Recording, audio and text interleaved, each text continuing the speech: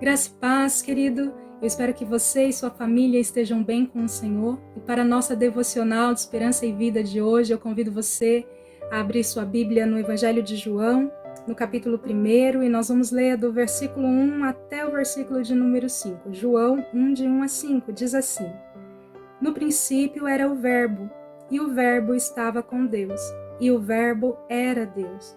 Ele estava no princípio com Deus. Todas as coisas foram feitas por intermédio dele, e sem ele nada do que foi feito se fez. A vida estava nele, e a vida era a luz dos homens. A luz resplandece nas trevas, e as trevas não prevalecem contra ela. Glória a Deus, queridos. Bom, depois de Jesus ter sido apresentado como rei, servo e homem perfeito, respectivamente, nos evangelhos de Mateus, Marcos e Lucas, agora em João, nós conhecemos Jesus como Deus perfeito. Enquanto as outras três perspectivas inspiradas dos evangelhos sinóticos relatam o que aconteceu na vida de Jesus durante o seu tempo na terra, João se dedica a falar mais e a revelar a própria pessoa de Cristo, ou seja, quem Jesus é. Estes 5 versículos que nós lemos aqui testemunham então que o Verbo, que era Deus, não só estava presente no princípio do mundo, mas que ele mesmo é o princípio de todas as coisas, por meio de quem foram elas criadas. Veja que no versículo 1 e 2, João diz 2 vezes que o Verbo estava com Deus. E esta afirmação, queridos, não se refere exclusivamente à presença de Jesus no princípio, mas ela ainda revela o seu relacionamento íntimo com Deus Pai. Ou seja, o Verbo estava unido e em plena comunhão com o Pai. Sempre que eu leio este texto, esses 2 versículos, eu sou lembrada então da oração sacerdotal, a qual você pode ler no capítulo 17 deste mesmo livro, em que Jesus intercedeu por mim e por você, dizendo: minha oração não é apenas por eles, rogo também por aqueles que crerão em mim por meio da mensagem deles, para que todos sejam um, Pai, como tu estás em mim e eu em ti, que eles também estejam em nós, para que o mundo creia que tu me enviastes. Como crentes em Cristo Jesus, meus irmãos, nós necessitamos estar em Deus. Precisamos conjugar o verbo, ou seja, precisamos permanecer unidos, ligados, juntos, misturados, combinados com Deus e uns com os outros.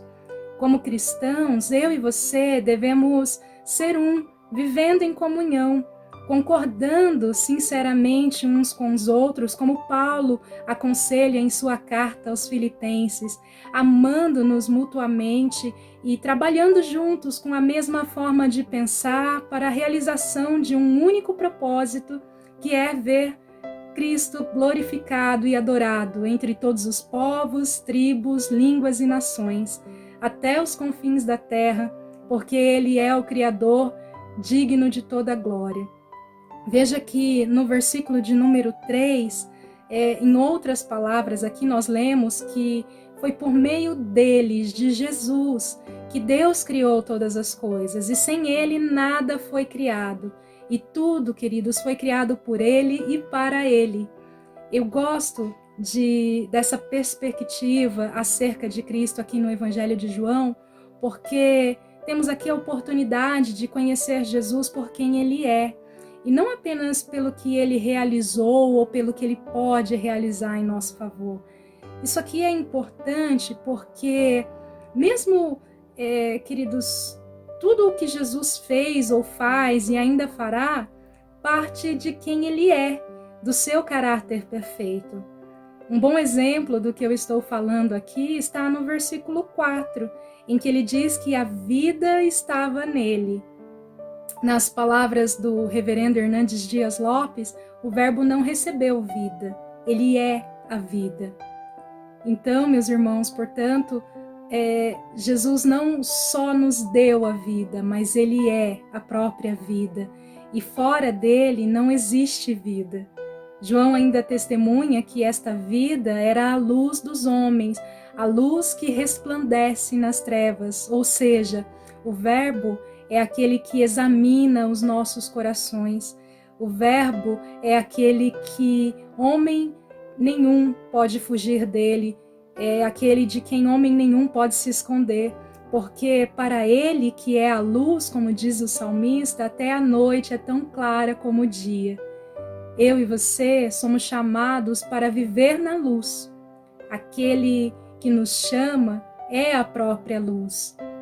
Não resista em se aproximar da luz de Cristo Jesus, ainda que ela revele as suas imperfeições e os seus defeitos. Lembre-se de que a luz quer e pode dissipar todo e qualquer pecado da nossa vida, seja este pecado visível ou invisível, normal ou escandaloso aos olhos da sociedade.